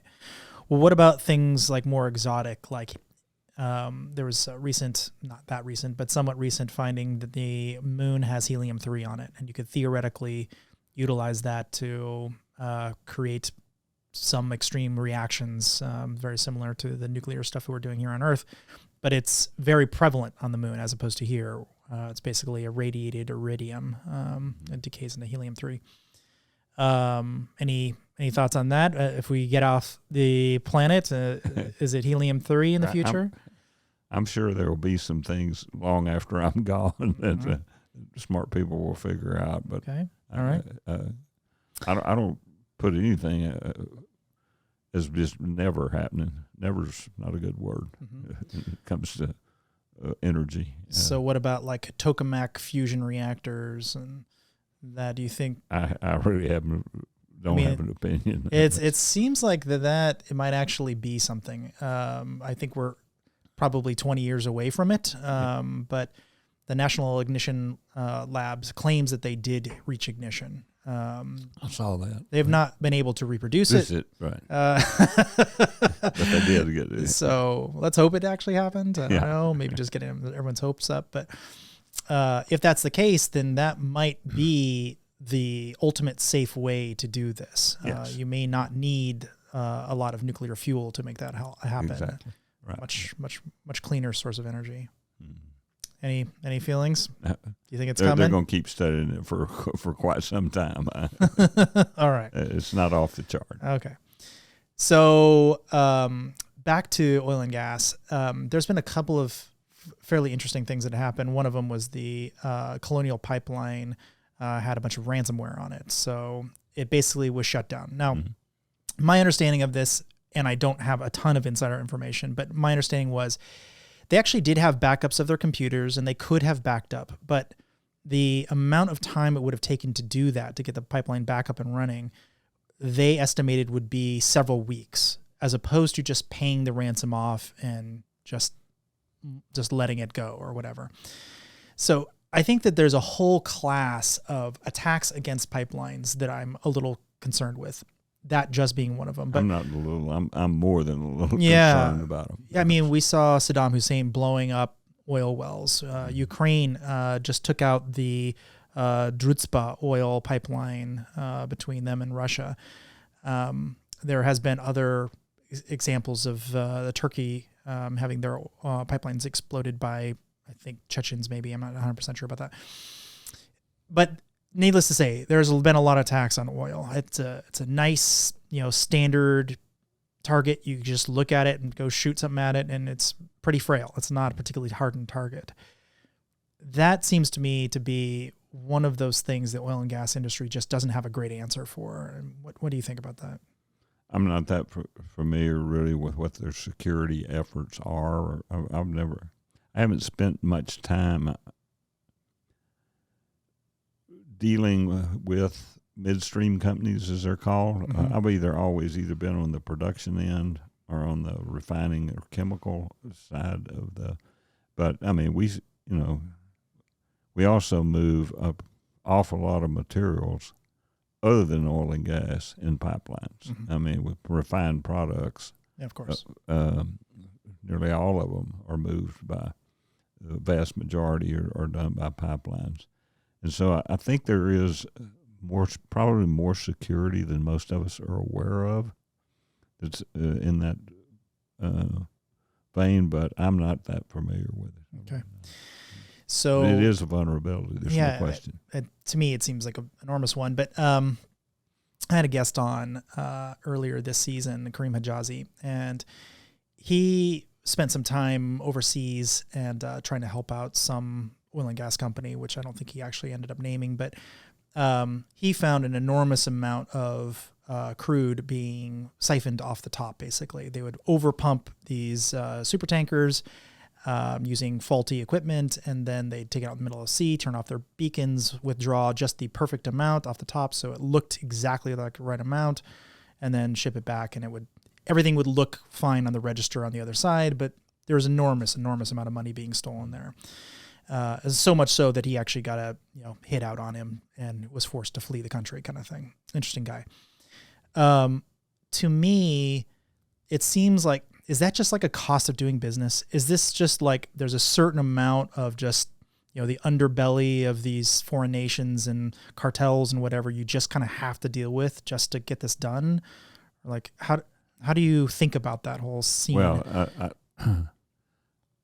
I don't know enough to really. I've never dealt in the foreign aspects, although I did at one time go to a briefing about moving copper out of.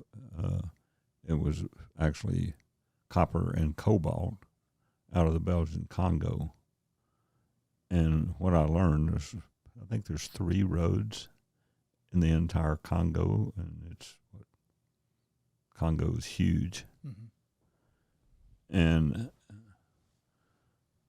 essentially all the cargo that moves out of the Congo, this was maybe before the Chinese really moved in there, was, I think there were 5 payments you had to make 5 in order to get it out of the country. That's just ripe for innovation there. Just collect it, just get it all at once. I mean, it was just amazing to me. And wow. And there's like 2 rivers, and there's four bandits you had to pay on the rivers or something. Wow. And, yeah, I just think that there's probably it's like that Star Wars quote. A lot of it's a hive of scum and villainy in a lot of these places, and you just sort of end up having to pay the toll or die, Yeah. And there's so much money to be made that they're going to protect it at all costs. So this also leads to, we've got some bad players in the industry, not just middlemen, but actually nation states. I think what's happening in Russia right now is probably one of the more interesting things I've seen in my lifetime, where there is a shift away from the petrodollar towards the Petroruble, let's call it. Right. I don't know, whatever you'd want to call that. Do you believe that Russia knowingly started this conflict, or accidentally kind of stumbled into the fact that, oh wait, we can actually switch a huge amount of the money being transacted for oil and gas to our currency? What do you think that? Do you think that was intentional, or do you think that was accidental? Stumbled into it? I think they probably more stumbled into it.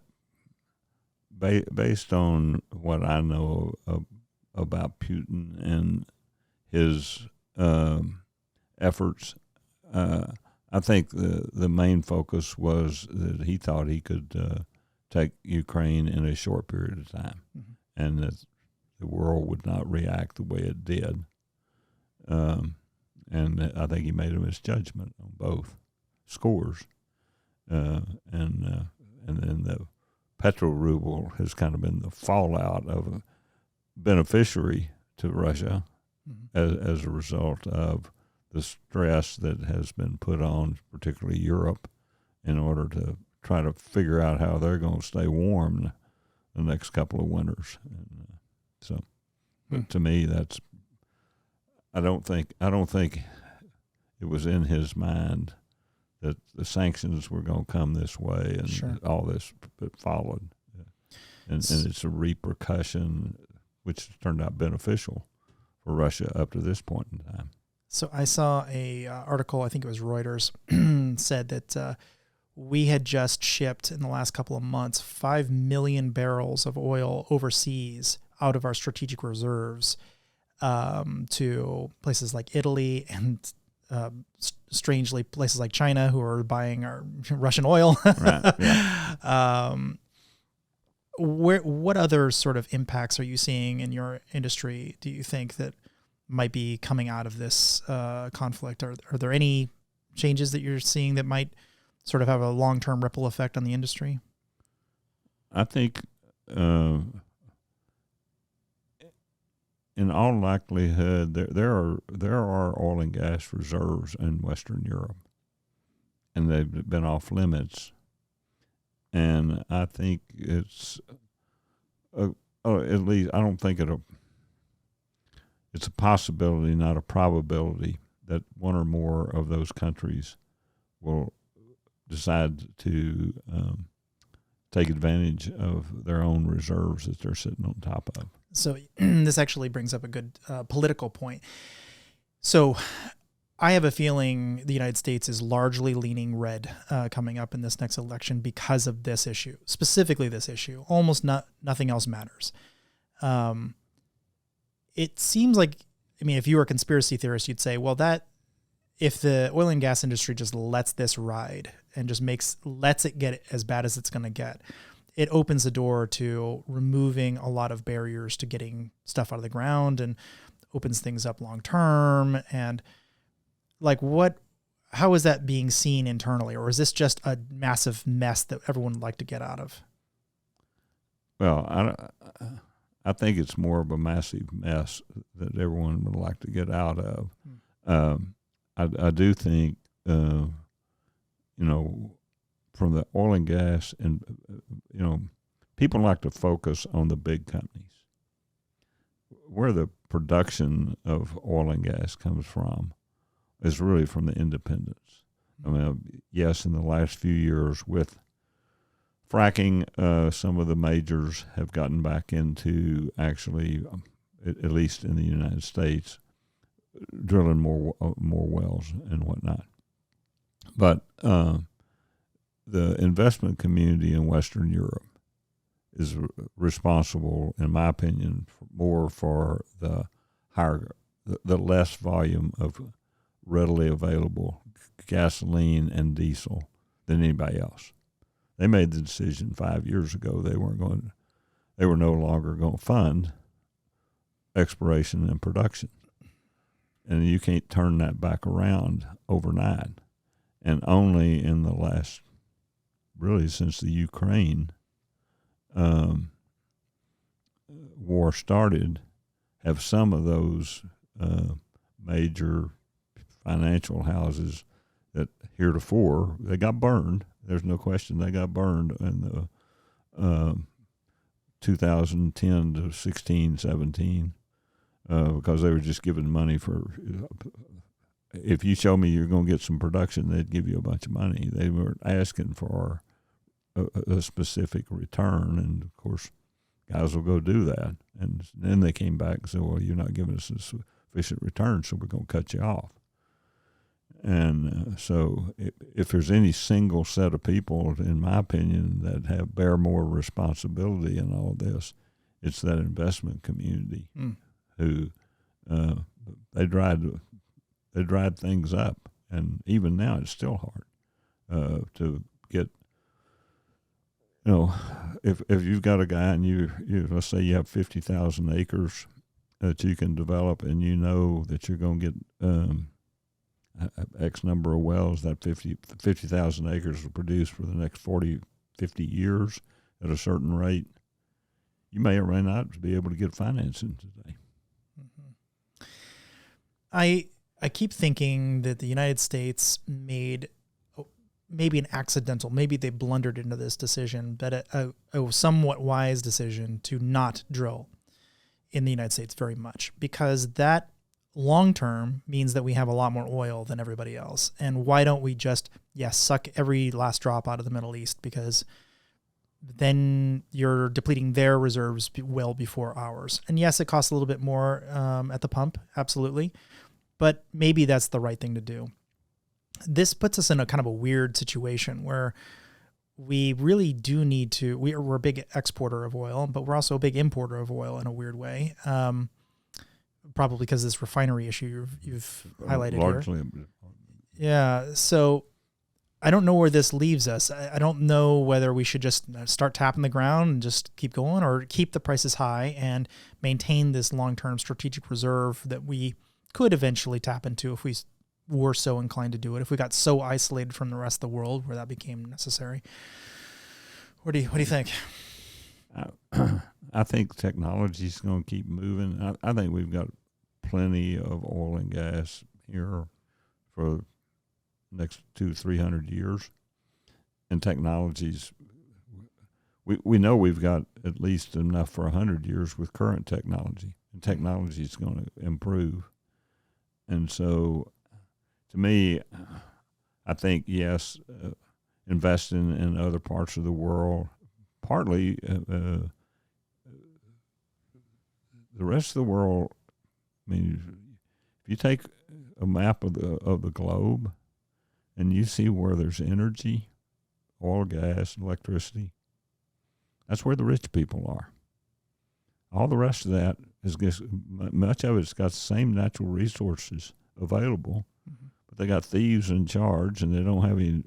They're not taking advantage of their natural resources, so therefore they don't have electricity, and the people are destitute. I mean, so how does OPEC play into this whole thing? Like, how are they seen amongst your cohort? Are they friendly, or this really is a foe that we're working against or trying to negotiate with? Like, how much control do they really have over the industry? They're very sophisticated, which most people don't think of, but they're very sophisticated and knowledgeable oil barons.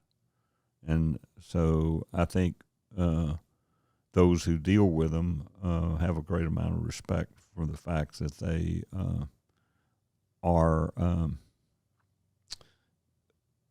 very knowledgeable.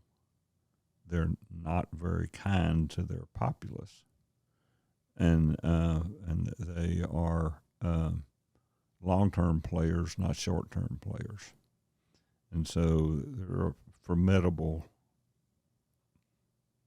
person or entity to have to deal with. And Sure.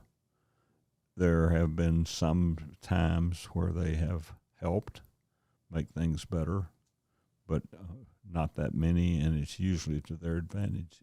So, and Russia is part of OPEC Plus, which I guess is a larger cohort of that. So not only are sophisticated just amongst themselves, but now, at least to some degree, they are partially in bed with or controlled by or whatever Russia as well. So that seems to me like we really cannot trust anything coming out of that group without, putting our own spin on the strategic utility of whatever they're asking for.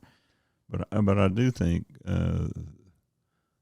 the most significant thing that's happened geopolitically has been Russia's attack on Ukraine. Mm-hmm. And it's changed. It has definitely turned things, I won't say upside down, but it's certainly knocked them off kilter. Sure. And it's not going to be over quickly. So, it may not lead to a recession here, but it may. Mm-hmm. And it's going to be real dicey. We are not going to have the kind of steady growth, and in my opinion, in our economy we're going to have some ups and downs. And as I tell my younger friends, hold on to your money, start being as conservative as you can. You don't have to miss a whole lot of stuff, but you're going to be in for a 5 to 6 year ride that's not going to be very pretty. Okay, so get the crystal ball out. What does 5-6 years look like for the United States? I agree with you. I think you're going to have a Republican, certainly a Republican House. I think I don't know who's going to be the next president. We don't have anybody out there that I can even predict. Hearing a lot of rumblings about DeSantis. There's a lot of rumblings about it, but usually the first guy out's the last one. That's true. That's true. Not the last one standing. So I do think there's a chance that the House does not go Republican. It'll stay Democratic. Not the House, the Senate. The Senate, U.S. Senate will might very well stay very split like it is right now. Could maybe even actually have a Democrat majority by one or two, probably one. The House, I think, will end up going Republican, and so we're going to have kind of a mess. And unfortunately, the biggest problem in this country is Congress. The last 25 years hasn't done its job, and they can't even pass a budget. You got an entity that's supposed to be responsible to the citizenry, and you can't even pass a budget, much less anything else. So we're going to continue, in my opinion, to have a hard time until we have a Congress that actually sits down and does real business on behalf of the people. Fortunately, in Texas, we don't like the outcomes sometimes, but we get things done. It's true. A lot of movement. A lot of movement, and not everybody's a winner. That's true. But to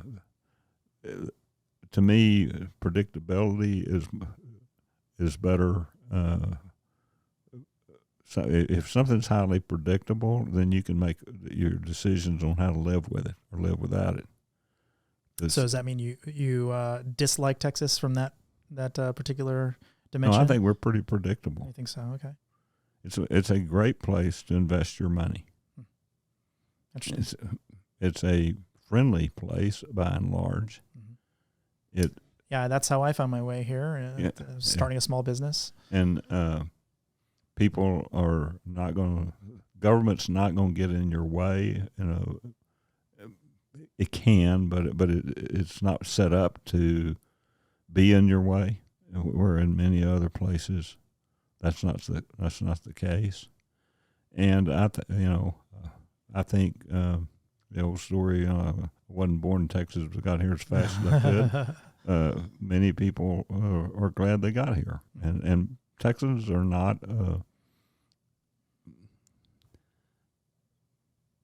They're receptive as long as you don't try to tell them they got to do something. Mm-hmm. We came out of Mavericks, and we're still Mavericks. And so, as I always tell my friends that come in from somewhere else and are new here, I said, the one thing don't ever do is to tell a Texan that he can't do something, because you're going to have to hide and watch it and get done. Well, as one Maverick to another, I really appreciate you on the show. Where can people get in touch with you? How do they get to reach out and contact you? Are you on social media? I don't do anything on social media. I probably talk too much, so at times, actually, KG at kgstrategies.com. I'll follow my email and my cell phone number, 512-633-9428. Wow, you're going to get a lot of calls on that one. That's fine. I love talking to people. All right, all right. People are important. Yeah. That's what we're, and, the mere fact that someone has a different opinion than what I have, I'm always open to listening and thinking about it, studying it a little bit. Sometimes, I've changed my opinion from time to time based on someone having. It's very adult of you. We are, none of us are the smartest one in the room. So, amen. Yeah. Well, Kinnan, thank you very much. I very much enjoyed this. All right. All right. Thank you. Thank you. All right.